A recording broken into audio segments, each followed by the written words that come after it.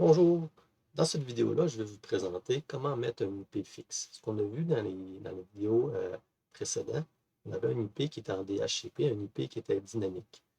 Les avantages d'un IP dynamique, c'est qu'il peut changer d'une fois à l'autre.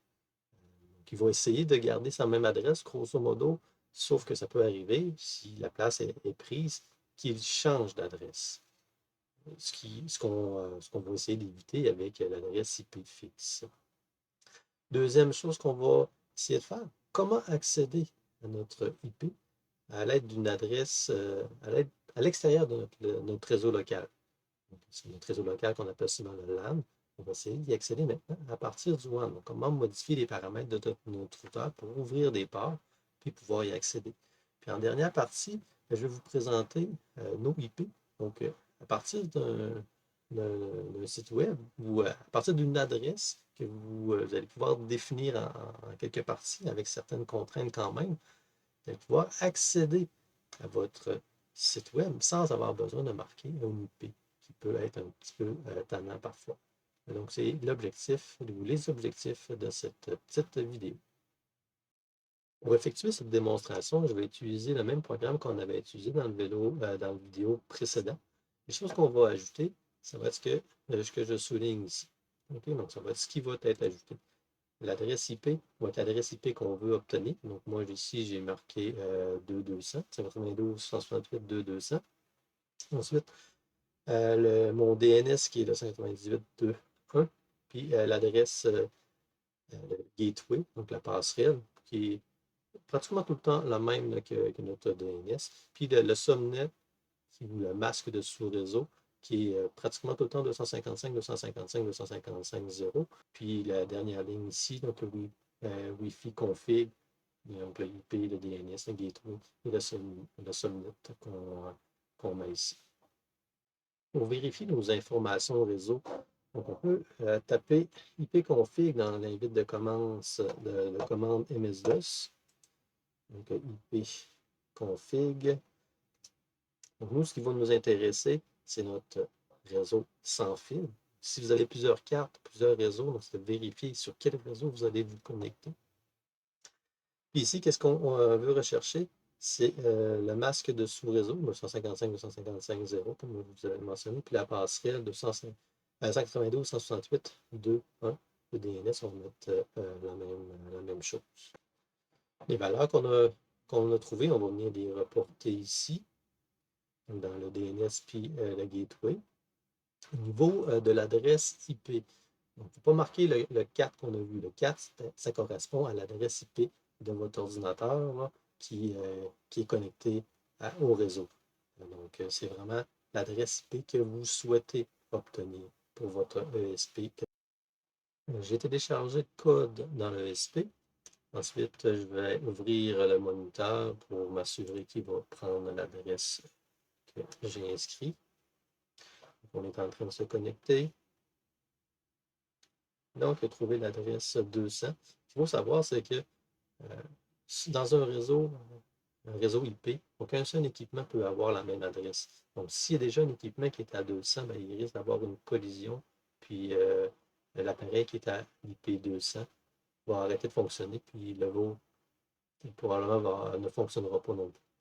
Donc, s'il y aura des collisions, c'est important d'utiliser les IP où on est sûr qu'ils ne sont pas pris.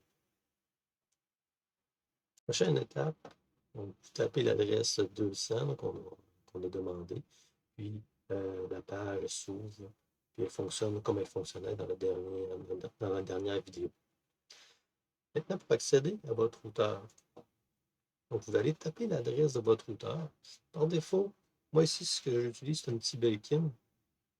C'est l'adresse qui est par défaut, dépendamment de la marque qui a été modifiée aussi. Donc, il peut y avoir il y a sûrement une adresse IP qui est différente. Donc, on va rentrer dans le routeur. On va avoir arriver à une page là, qui est sensiblement comme ça. Ici, moi, pour le besoin d'information, ce réseau-là n'est pas connecté. Donc, tout à l'heure, je vais modifier un petit peu mon réseau là, pour poursuivre l'information. Mais l'information au niveau du WAN, Donc, vous allez avoir une valeur qui est ici. Donc, là, mon WAN n'est pas connecté avec le défaut gateway de DNS aussi. Donc, on n'aurait pas eu besoin d'aller sur l'invite de commande DOS pour y accéder. Ensuite, qu'est-ce qu'on va regarder?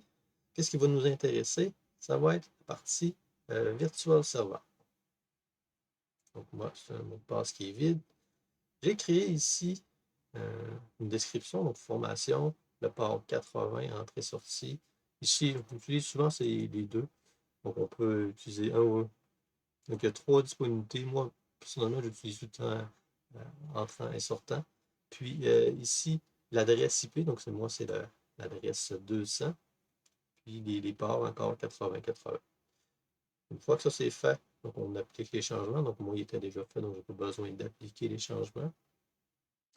Je vais vous montrer, c'était plus ici.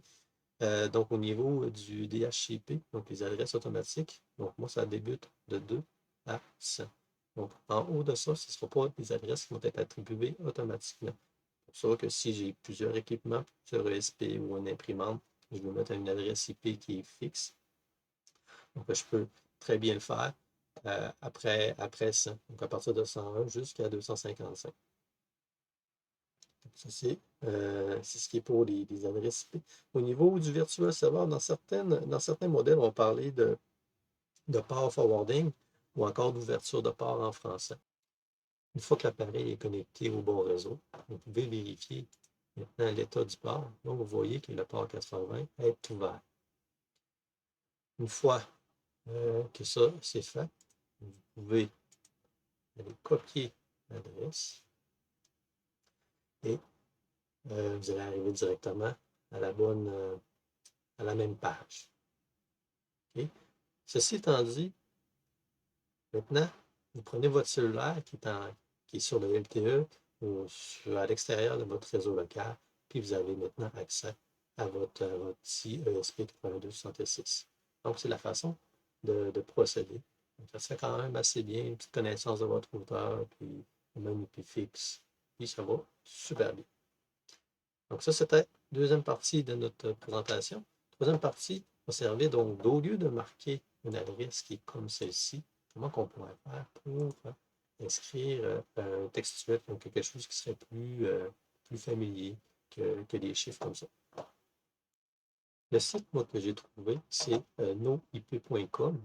Vous allez rentrer là-dedans, vous créer un compte pour vous entrer à l'intérieur. Il faut savoir que dans les adresses WAN, tout dépendamment de votre fournisseur, l'adresse peut modifier de temps en temps. À moins que votre fournisseur dise que c'est un IP qui est fixe, qui ne changera jamais, qui vous le garantisse. Donc, il y a des fortes chances que l'IP varie quand même de temps à autre. Vous déconnectez tout branché pour une raison ou une autre. Le fournisseur peut vous donner un WAN qui va différencier. Puis si ce WAN-là n'est pas le même, vous l'inscrivez, mais vous comprenez que vous n'arriverez plus sur votre site Internet. NoIP a cette petite chose qui est intéressante. Il y a un petit code là, qui peut être téléchargé puis si vous le roulez sur votre ordinateur, ça va en quelque sorte communiquer avec nos IP pour le référencer. Parce qu'il y a des périodes où ça peut vérifier plus ou moins rapidement. Puis faire en sorte que l'IP qui va référencer sur votre adresse va être modifié en conséquence. Donc, tout le temps pointer sur la bonne adresse, puis tout le temps arriver sur votre site. J'espère que c'est assez clair.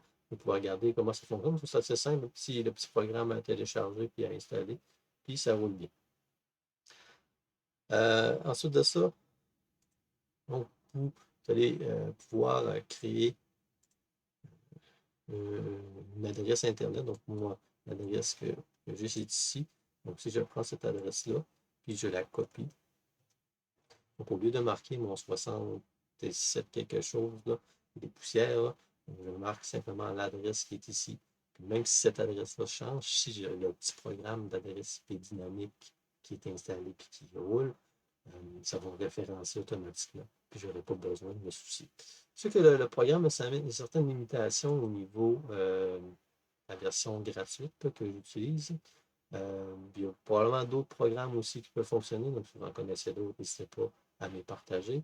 Toujours curieux d'avoir le meilleur, le meilleur site, la meilleure façon de procéder. Donc, ça conclut un peu ce que je voulais vous présenter sur le SP8266. Il y a encore beaucoup de choses qu'on peut voir. Là. Je ne vais pas rentrer dans les détails, euh, dans les mémoires, la façon dont programmer tout un site web un peu plus sophistiqué avec du Java, du CSS. C'est toutes des choses qui sont possibles. Donc, peut-être que je le ferai. Mais pour l'instant, je pense que vous avez quand même un peu de matériel pour vous amuser passablement. Donc, à la prochaine.